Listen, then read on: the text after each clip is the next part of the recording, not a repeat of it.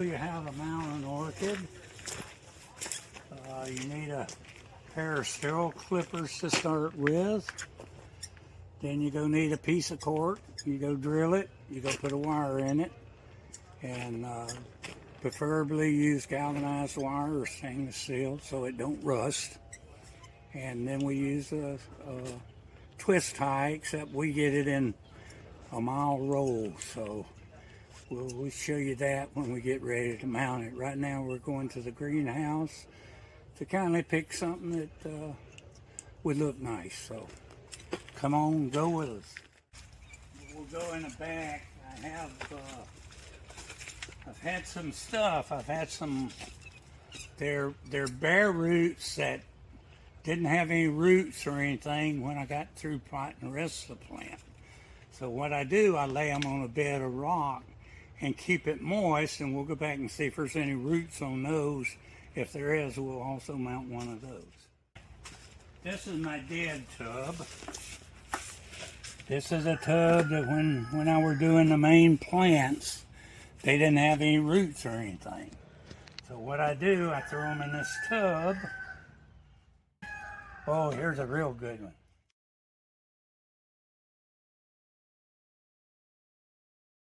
Now this cork comes from Portugal. It'll probably last 100 years. It's lasted 2,000 years in a wine bottle, so I don't feel 100 years is too much to ask out of it.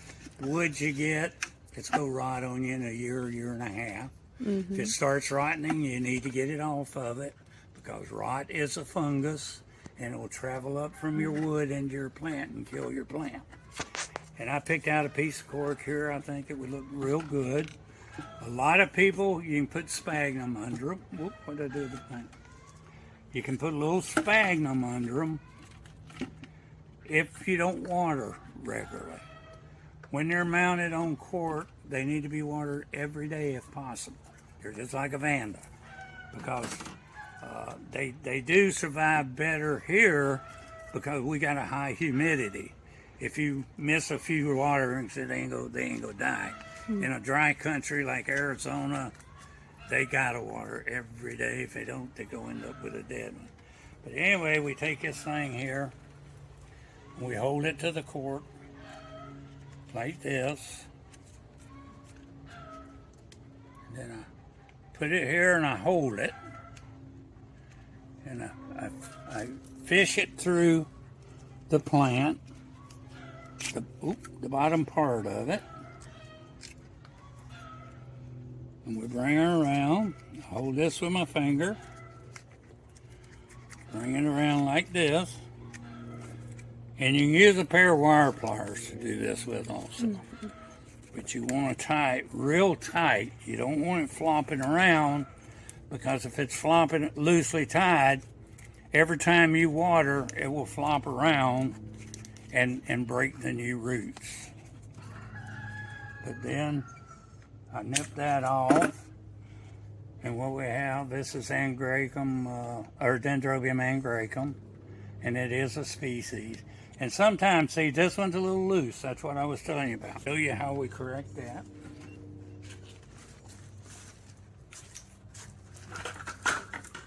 And sometimes it's go happen due to just the configuration of your cork.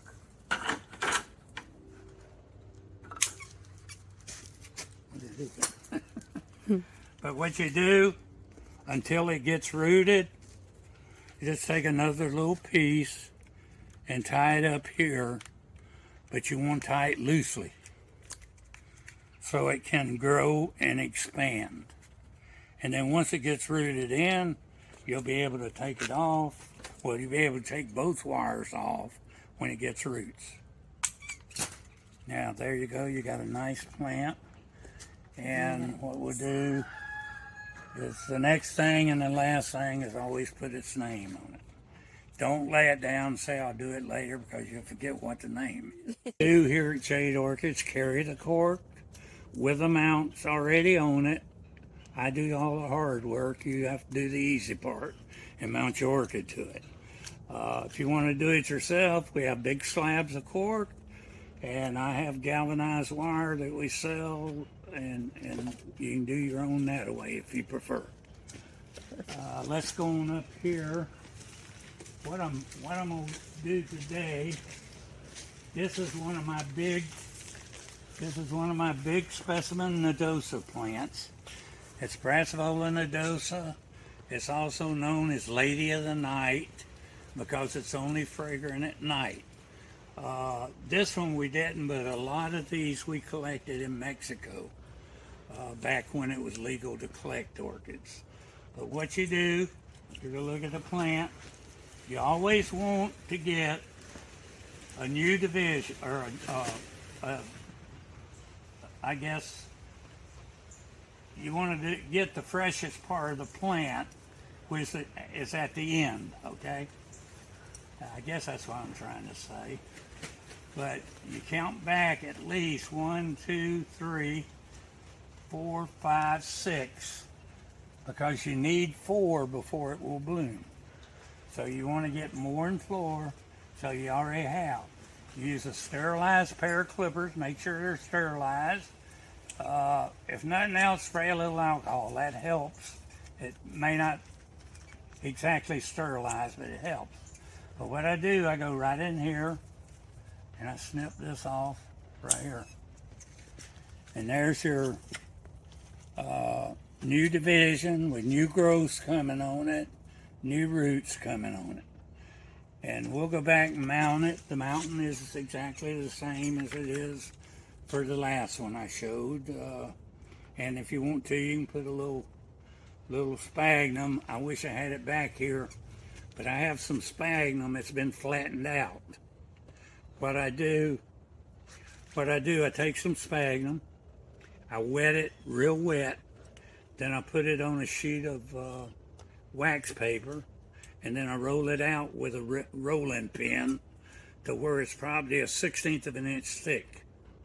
Then I let it dry, and then I take a knife and cut little squares. And then you can use that underneath there, and when you water it, it expands. But if you put it under there wet, it expands, but then when it dries out, then your plant becomes loose. So that acts the opposite way. When your sphagnum gets wet, it's tight before it gets wet, but when it gets wet, it expands up and around your roots. Okay.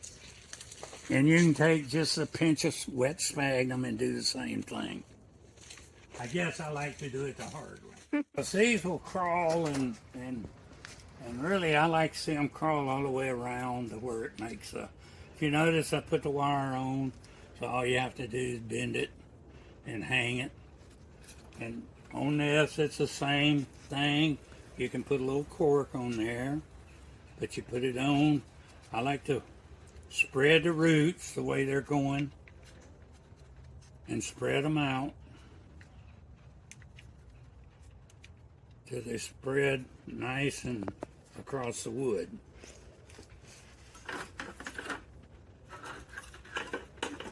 I'm going to pull the bucket over before the wires go up.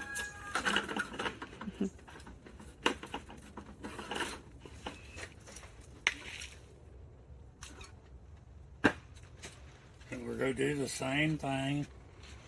This one's probably going to require, well, now if I go up here like this, yeah, if it wasn't so old, my hands weren't so slick. We could get it. All right, what we're doing here, we're getting it at a spot where I think, and it's not going to hold the whole thing down. So what I'm going to do, I'm going to change this one. What I'll do, I'll go in through here and see if I can pin it down this way.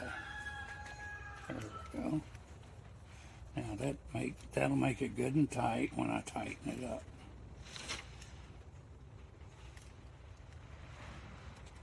So what you want to do, pull it tight.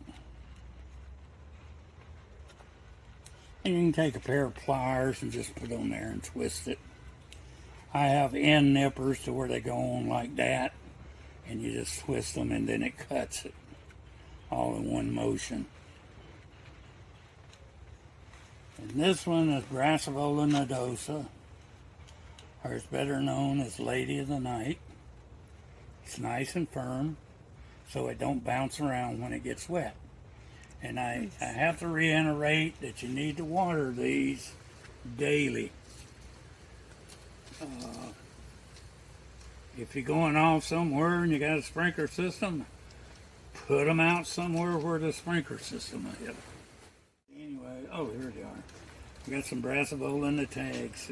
Brassavola nodosa tags. Now I'm going to tell you another secret here that most growers, a lot of growers now, I'm from the old school. And the way you do it in the old school, if you go into an orchid grower and you want to know whether it's a species or a hybrid, what you do, you look at the tag. This is your tag. Oops.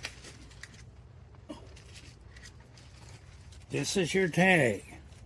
If it starts off in lowercase, it's a species. If it's in uppercase, it's a hybrid. And that's how you tell, or you should be able to tell, if an orchid grower is doing his job. So you can tell whether you have a species or a hybrid. Nice. So anyway, I guess I can't say much more, and y'all probably want me to shut up anyway. So anyway, come to Jade Orchids.